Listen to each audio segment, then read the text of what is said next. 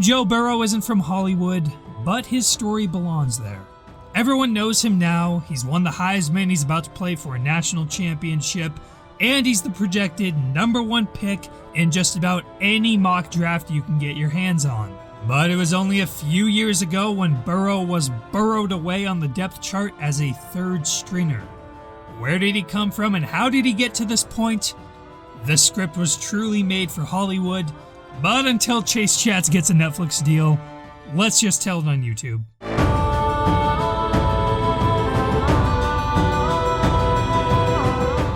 So where did Joe Burrow come from? Well, first off, the Burrow family has a history of athletic achievement.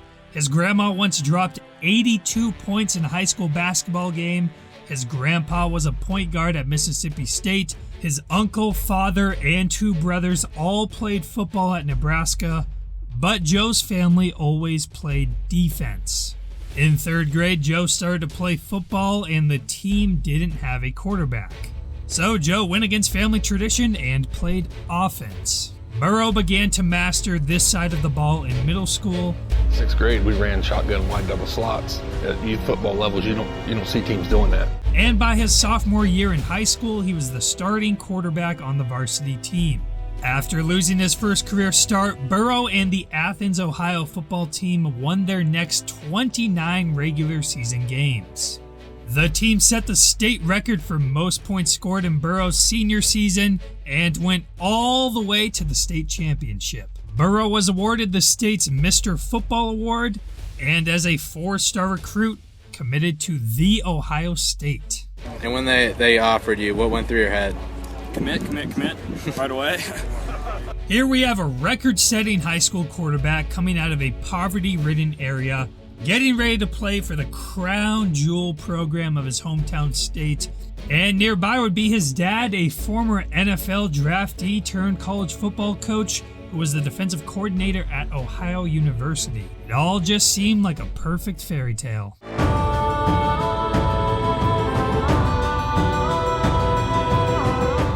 But what good would a story be without some struggle?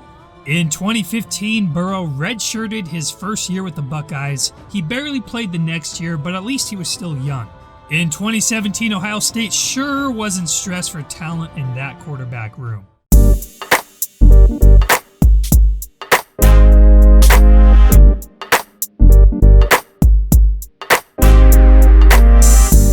JT Barrett was atop the depth chart, but redshirt freshman DWAYNE Haskins was pushing Burrow for the backup job in August that year.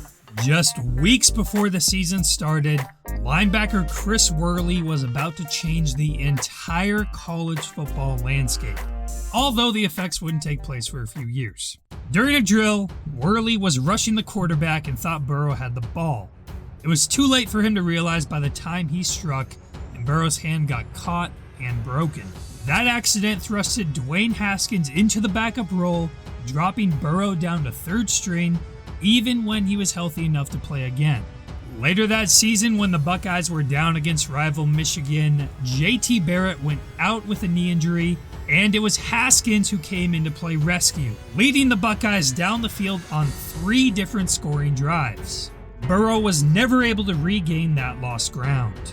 Now this blue chip prospect no longer had a path to greatness in his home state. Haskins had just about locked up the starting job for next year.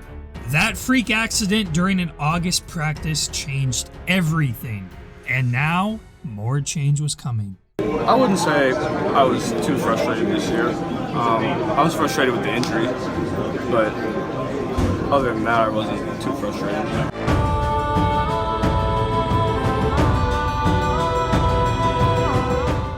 Burrow graduated from Ohio State and announced he was transferring in 2018. He said leaving Ohio was a gut-wrenching decision. It's pretty emotional. They didn't want me to leave, and honestly, I didn't want to leave, but I thought it was best for my career. The popular pick for his next spot was Nebraska, where plenty of his family had played. But this talented quarterback picked a school not known for its quarterbacks.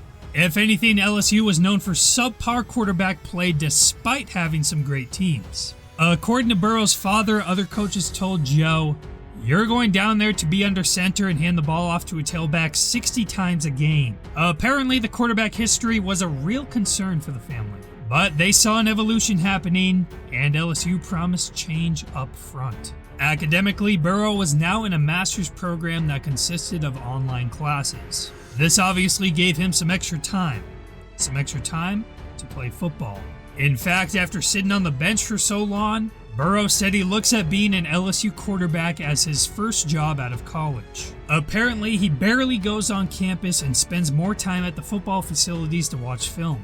As soon as he arrived in Baton Rouge, he would go out every Sunday and throw to his receivers. And that paid off as Burrow eventually won the starting job. He did end up putting together a solid season, but probably the best way to sum it up would be with the team's final regular season game.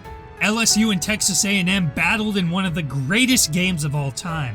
At the end of regulation, the score was tied at 31 apiece. To keep things short, which this game certainly wasn't, Texas A&M managed to gut out a 74-72 victory. Burrow threw the ball 38 times for 3 touchdowns, along with 29 carries for 3 touchdowns. He basically performed at the mark of a high-volume quarterback and high-volume running back.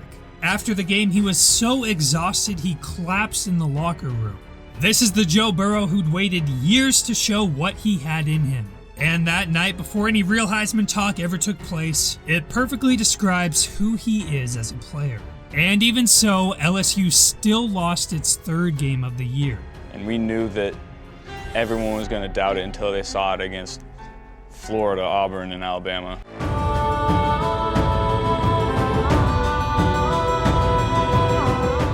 Jim Burrow retired from coaching in part to see his son play his final college football season. Let's just say he had a feeling, some dad powers, that he shouldn't miss this one. I mean, I loved coaching, but just to be a part of this at LSU with Joe was why I retired. His son blew things open right away with 9 touchdowns in the first 2 games. That production would pretty much continue throughout the entire season. The Tigers would go undefeated with key wins over Auburn and Alabama in back-to-back weeks. Burrow led the nation in passing touchdowns at a school known for defense and rushing, and basically flipped college football on its head. And Burrow keeps it. Joe Burrow might be a Heisman moment right there. He won the Heisman vote in a landslide, and then went on to deliver the single greatest line in speech history. In the very beginning of his speech, after about 30 seconds of emotional weeps, Burrow did what every quarterback should. I want to thank my O-line first. Transfer will go on to play in the national championship. Well, you can accept the fact that people are saying those guys are better than you, or you can just keep working. That's what I did. I knew I would be at this point. Doesn't it all just feel like a Friday Night Lights season? Star high school quarterback goes to the big-name school, gets buried on the depth chart, falls down to 3rd string, transfers, collapses at the end of his first season. What a cliffhanger. Follows it up with a Heisman campaign and national championship appearance. Soon to be #1 pick in the NFL draft, it really is Hollywood brought to life. This video took a lot of work. If you enjoyed it and want more stuff like this, then please, please, please help out a small YouTuber and like, comment, and sub it up. What would you like to say to all the Buckeye fans about your commitment? We're going to win a national championship, no doubt in my mind.